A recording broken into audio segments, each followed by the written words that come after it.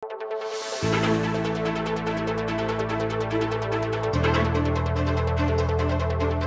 lunong electric fan ding pakasindiking classroom daring grade 3 at 4 King Santa Barbara Elementary School. Keti bakulod, dapat mi papawas la pamurin ding estudyante pauli na ning sobrang palining panahon. Alos magbabaking 40 degrees Celsius ing heat index o panandamang temperatura kay milabasaldo at base pa king forecast ning Pag-asa, posibleng mas pumali pa katukluning Mayo. Pauli na nini kapit ng aldomo ing lubdareng estudyante king may sabing eskwela. Kano kasi biro ing epekto ning mapaling panahon, alimo king kabulasan lune pati king performance daring anak at mestra. Tang 10 to 2 o'clock talagang mapali ito. Panamdaman niya talaga ing pali. So, ding anak, milalako konsentrasyon, lack of concentration, tapos yung classroom mi alya conducive to learning. So, talagang may apektuhan niya yung learning daring anak. Tapos, kami, physically, very strenuous ya kaya kami. So, stressful ya, physically, kasi malisangan.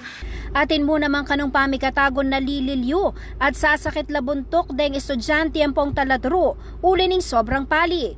I-Teacher Consuelo Bognot, migaga na kaya naman, uling hypertensive yakano.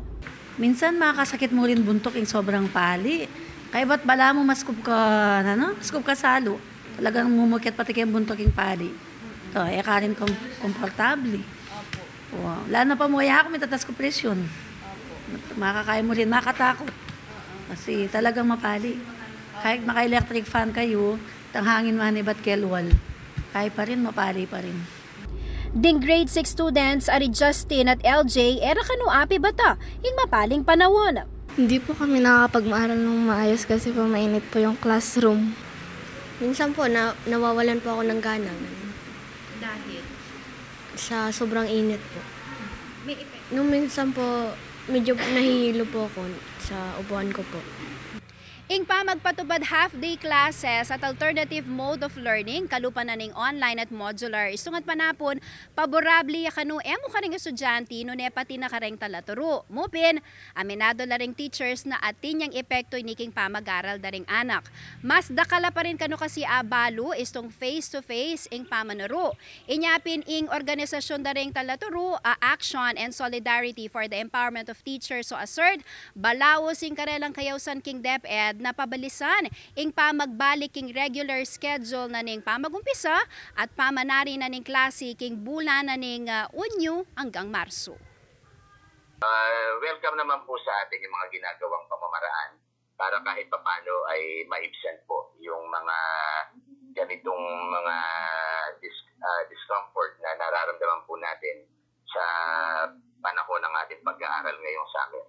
Siyempre, kahit naman modular tayo sa hapon, hindi pa rin naman yan matutumpasan yung talagang kaalaman o natututuhan ng mga bata kapag tayo ay face-to-face na nag-aaral. Agpangking Department of Education o DepEd Pampanga, patupad ya kareng public schools kay mabiluga probinsya ing face-to-face classes balang abak at modular learning karastinggat panapon. Samantala, minuna na ng PEPASIAG ning DepEd ing pamag-shift king old academic calendar, iba't king kasalungsungang August to May calendar.